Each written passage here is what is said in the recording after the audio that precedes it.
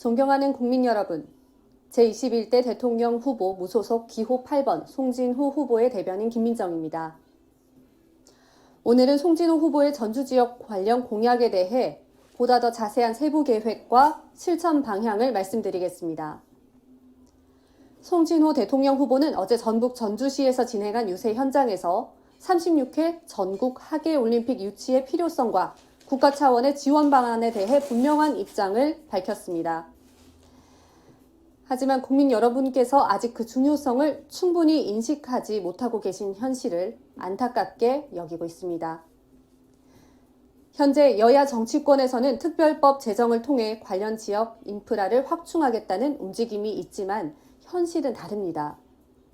특별법 제정은 적어도 6개월에서 1년 6개월이 소요됩니다.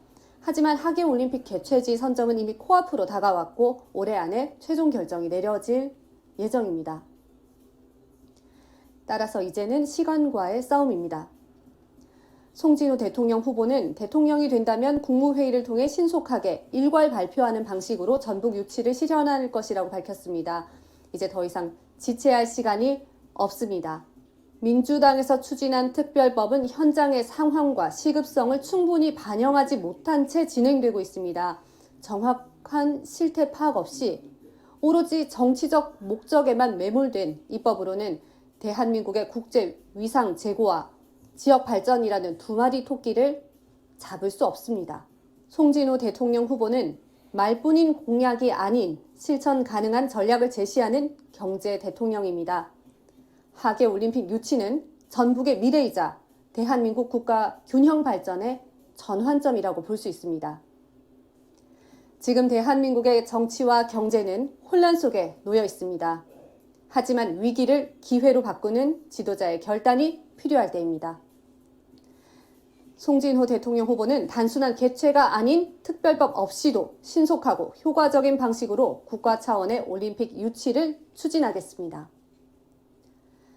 국민 여러분께서는 올림픽 유치가 단지 스포츠 행사를 넘어 일자리 창출, 지역 경제 회복, 글로벌 도약의 계기임을 기억해 주시기 바랍니다.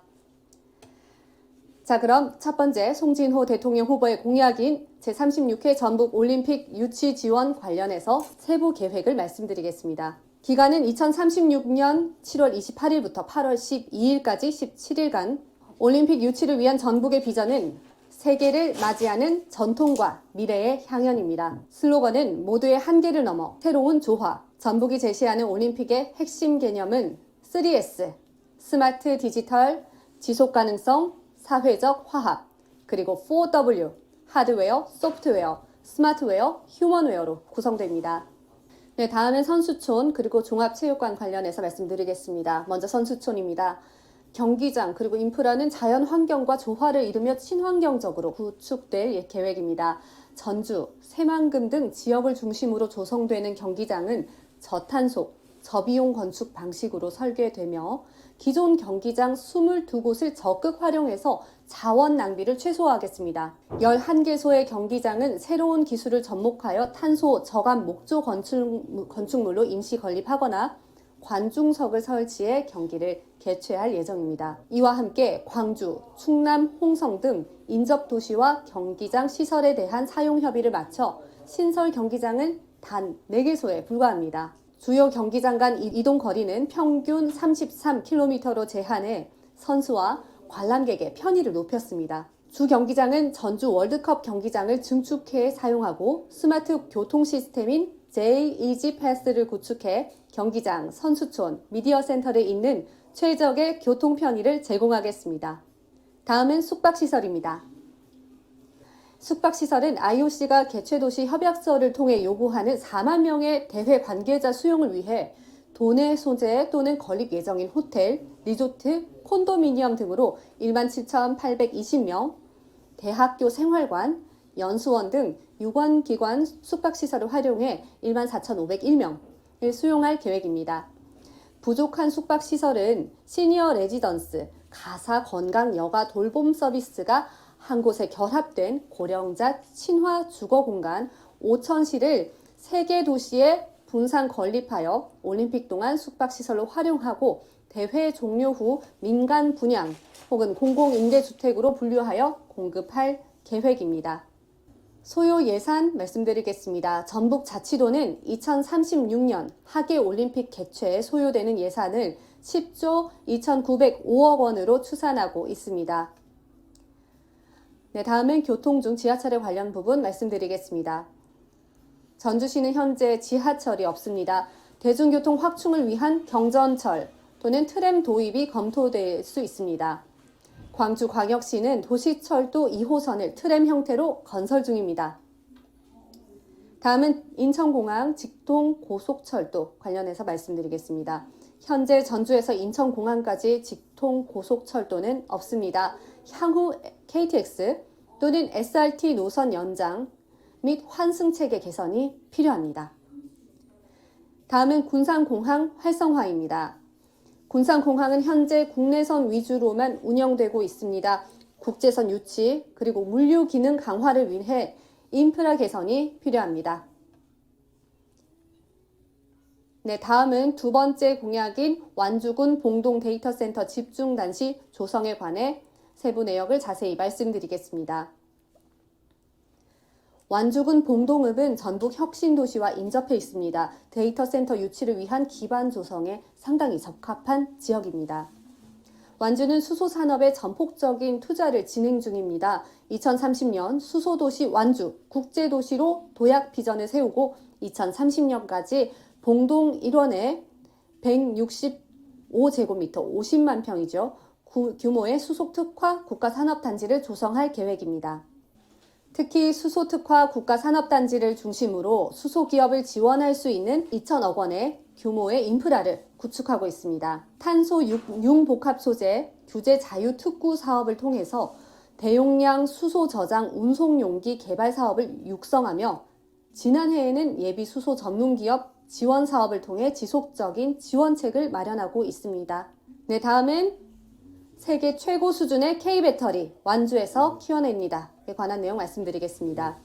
한국전기안전공사에서는 2023년 5월 4일이죠. 전라북도 완주군 봉동읍 테크노밸리 제2일반산업단지 연구용지 일원에서 신재생 연계 ESS 안전성 평가센터 기공식을 개최했습니다. 정부와 전기안전공사, 배터리 제조사 등이 함께하는 안전협약도 체결했습니다. 신재생 연계 ESS 안전성 평가센터에서는 이름에서 확인할 수 있듯이 단순히 ESS 설비의 안전이 아닌 태양광이나 풍력 등 다양한 신재생 에너지 발전 설비와의 연결 과정 그리고 상태에서의 안전을 종합적으로 살펴본다는 데 의미가 큽니다. 전기안전공사는 이곳을 ESS 안전을 책임질 전초 기지이자 K배터리의 도약을 이끌 허브로 키워낸다는 보관을 가지고 있습니다. 국내 최초로 신재생 에너지 연계 ESS 안전성 평가 실증 설비 태양광으로 치면 시간당 1메가와트, 연료전지 400kW, 그리고 ESS 8메가와트 연계를 구축하고 있습니다. 그리고 6대 안전 기준과 원격 안전 진단 체계를 개발하겠다는 전략도 세우고 있습니다. 다음은 전력 인프라 말씀드리겠습니다. 데이터 센터는 안정적인 전력 공급이 필수적입니다. 완주군은 인근에 태양광 그리고 풍력 발전 단지가 있어서 친환경 에너지 활용이 가능합니다. 이어서 통신 인프라입니다. 고속통신망 구축이 필요하며 한국전력과 KT 등 통신사와의 협력이 중요합니다. 마지막으로 정부 지원 부분 말씀드리겠습니다. 과학기술정보통신부의 데이터센터 집적단지 조성 사업에 참여하여 국비 지원을 받을 수 있습니다. 네, 송진호 대통령 후보실에서 발표한 36회 전북 올림픽 유치 관련 지원 세부 내역 현안을 다 발표해서 들어봤는데요. 자, 여기서 몇 가지 더 질문 드리겠습니다. 하계 올림픽의 중요성에 대해서 한번 여쭙고 싶습니다. 근본 제36회 2036년 하계 올림픽에 대해서 우리 전북이 국가로부터 유치 선정 대상이 선정된 것을 우선 축하드립니다. 하계 올림픽에 대한 중요성은 우리 대한민국이 1988년 제24회 하계 올림픽을 개최를 근거하더라도 당시에 약 160개국, 참가국이 약 8,400명, 그리고 40개 종목에 경제 효과는 약 40조 정도 경제 효과가 있었고요. 2018년도에 동계 올림픽에서도 약 23만 명의 고용 창출, 그리고 40조 정도 경제 유발 효과가 있었습니다. 특히 가장 최근에 2024년 프랑스 파리 올림픽에서도 약 206개국의 참가국이 있었고 약 1,500명이 32개 종목으로 참석을 했습니다. 올림픽에는 약 200여 국의 이상이 참가하고 약 40개 종목, 참가 선수는 약 15,000명 정도로 예상을 하고 있습니다. 경제적 효과는 성장하는 어떤 12년의 경제 효과가 있기 때문에 약 100조 원 정도의 경제 효과가 있을 걸로 판단되고, 더 나아가서는 고용 창출은 약 50만 명 이상으로 갈 거라고 판단됩니다.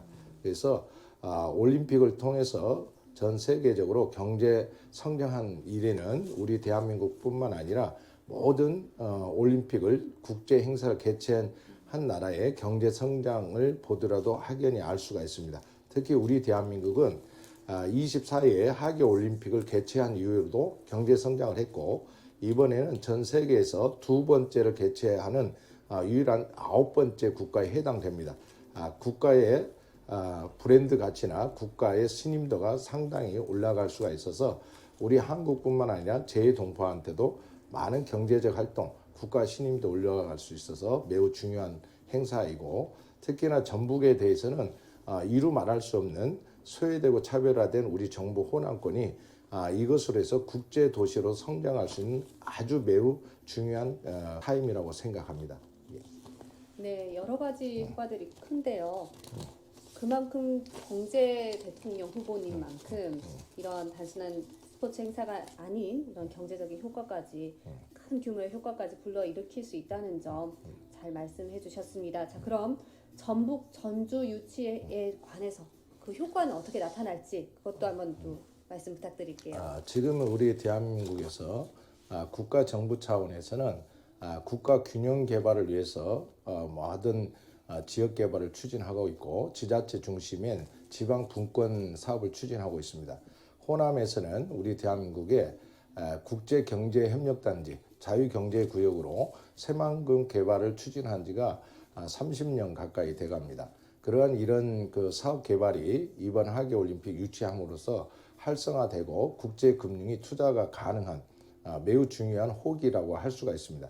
특히 지역에서 군산의 민간 그 국내선 위주의 교통망, 항공이 이제 국제선으로 발전할 수 있는 계기가 될 수 있고, 군산항이 국제 또 무역항으로 발전할 수 있는 매우 중요한 계기가 될 수가 있습니다.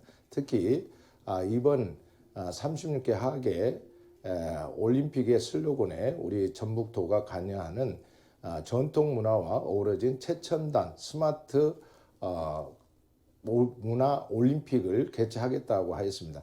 이걸 계기로 해서 전북권이 새로운 디지털 금융시대 스마트시티 AI 산업단지로 발전할 수 있는 계기가 돼서 최첨단 미래 도시로 성장할 수 있는 아주 중요한 계기가 될 수 있습니다. 네, 정말 전 세계인, 전 지구인의 관심사인 올림픽인 만큼 세계 유수 도시에서 전북 올림픽을 개최하고자 하는 열망이 가득한데요.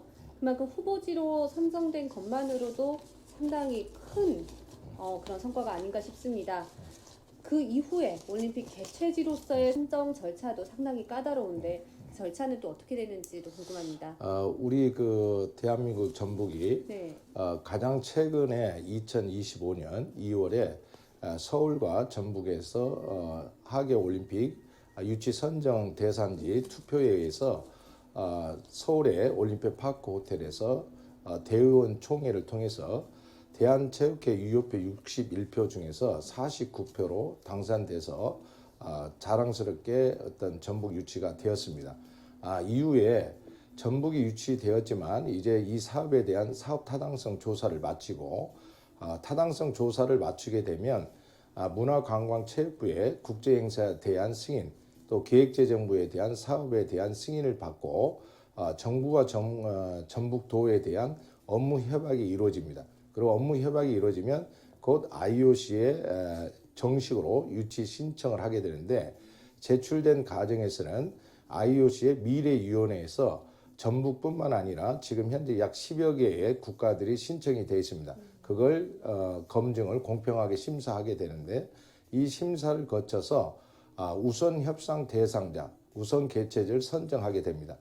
그 선정을 하게 되면 IOC 총회를 통해서 공식적으로 선정하게 되는데 중요한 것은 이 IOC 총회 결정을 원래 금년도 2025년 3월에 개최할 예정이었습니다. 하지만 현재 IOC 국제올림픽위원회의 총재가 토마스 바흐에서 2025년 6월에 새로운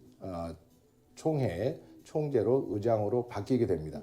그래서 올림픽위원회 위원장이 근본 아프리카 출신 짐바브웨의 코번트리 위원장으로 바뀌었는데 이분이 금년도 2025년 6월에 취임할 예정입니다.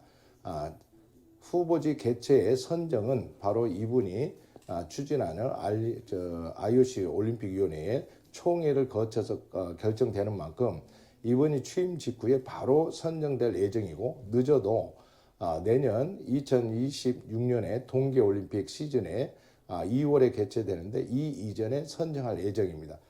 따라서 지금 현재 우리 국가만이 신청한 것이 아니고 약 10개 국가들이 신청했기 때문에 여기에 발빠르게 다른 국가들이 준비하고 있는 과정입니다. 그런데 우리나라에서 전북을 신청하더라도 지금 국민의식이 알지 못하고 있고 올림픽에 대한 중요성을 알지 못하고 또 전북에서 유치된 것을 오히려 소외되고 있어서 국민들이 알 필요가 있습니다.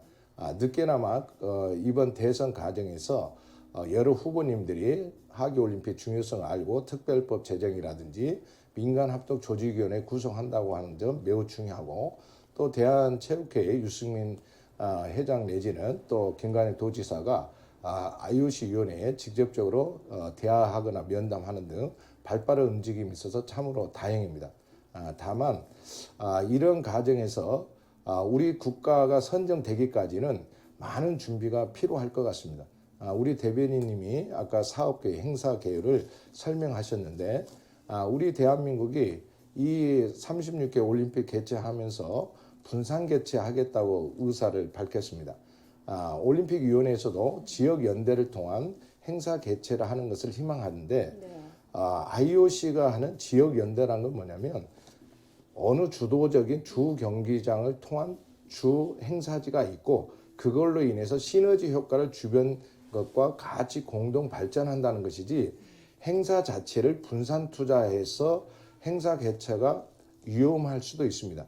행사 개최에 성공할 수도 우려를 발생할 수 있습니다. 그래서 이런 우려점이 있는 경우 특히나 본 건물이 아니고 임시 건물 또 관중석을 임시로 하겠다.